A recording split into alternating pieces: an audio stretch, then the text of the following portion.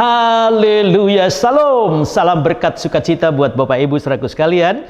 Kita bersua kembali pada hari ini dan saya percaya kita semua dalam keadaan yang baik, sehat dan tidak kurang suatu apapun tentunya ya. Dan hari ini kita akan belajar satu topik yang cukup mengagetkan. Tema kali ini adalah kutuk yang mematikan. Saudaraku yang dikasihi oleh Tuhan Yesus, kita hidup, kita harus menjauhi yang namanya kutuk.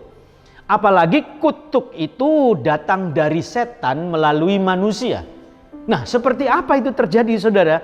Yaitu berupa sumpah serapah yang dikeluarkan oleh manusia. Kutuk itu akan merasuk dalam diri manusia tatkala kita bersalah. Contoh yang sangat jelas, saudara berkendara. Kemudian ada angkot-angkot yang lewat. Tiba-tiba angkot itu nyalip dengan sembarangan. Kemudian dia ngetem sembarangan. Tiba-tiba ada banyak orang yang dikagetkan keluar sumpah serapah.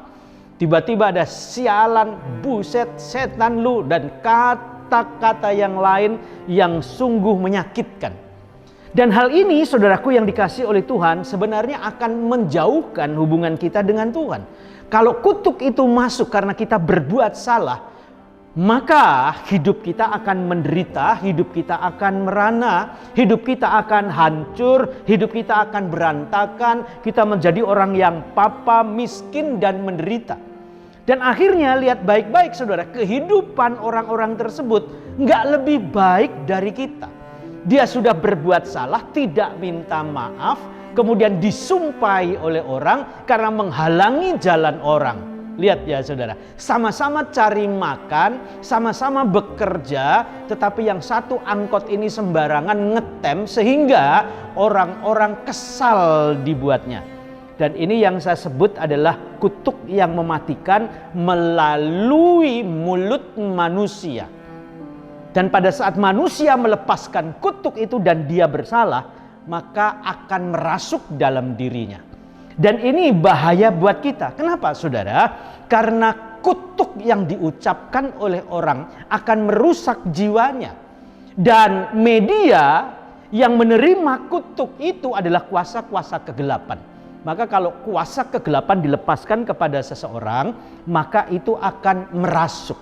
Dan ini berbahaya. Mudah-mudahan kita tidak mengalami hal seperti itu. Yang kedua, saudara, kutuk yang datang dari Allah. Loh, kok bisa kutuk yang datang dari Allah?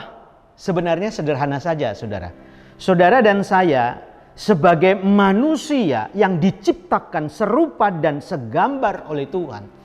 Tatkala manusia jatuh di dalam dosa, maka dosa itu membuat citra Allah dalam kemuliaan manusia itu kelam, pekat, dan gelap. Dan ini membuat kehidupan manusia akhirnya berada di bawah bayang-bayang kutuk, berada di bawah bayang-bayang kematian. Dan ini berbahaya buat setiap kehidupan kita. Maka di dalam Ulangan pasal 28, manusia diperhadapkan dengan dua pilihan. Pilihan yang pertama, saudara, mau pilih dunia atau pilih Tuhan. Mau ikut dunia atau ikut Tuhan. Pilihannya ada pada siapa? Pilihannya ada pada manusia. Kenapa? Karena manusia punya hak bebas, manusia punya hak free will yang diberikan oleh Tuhan. Silahkan pilih, silahkan dipilih, silahkan dipilih. Mau ikut Tuhan atau ikut dunia.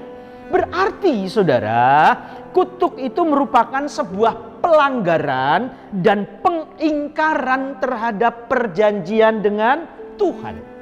Karena pada saat manusia diciptakan, harusnya setiap tindakan, setiap gerak hidupnya menteladani setiap kehidupan Tuhan.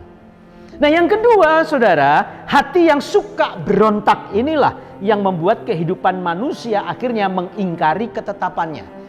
Manusia jauh dari Tuhan dan lihat perbuatannya. Kalau manusia jauh dari Tuhan, saudara, kecenderungannya adalah berbuat salah, berbuat dosa.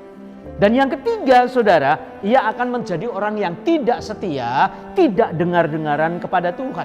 Dan akhirnya yang keempat adalah menganggap gampang setiap kesempatan yang Tuhan berikan.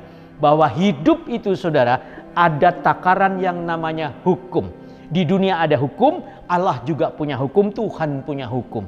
Jadi jauhi kutuk, karena kutuk itu mendatangkan kematian. Sukses buat saudara, maju terus dan Tuhan Yesus memberkati. Haleluya. Jangan lupa like, comment, subscribe, dan share. Sampai jumpa lagi di Glow Pastoral Digital Channel. Tuhan Yesus berkati. Yes. Halo teman-teman semua, buat kalian yang belum memiliki tempat ibadah tetap, yuk gabung bersama kita di GBI Glow Fellowship Center. lokasinya ada di Glow Tamres, Glow Gading Marina, Glow BSD, Glow Dynaplus, Glow Depok, Glow Majestic, dan Glow Cibubur. Kita tunggu kehadiran kalian. Tuhan Tuhan Yesus memberkati. memberkati. Amin.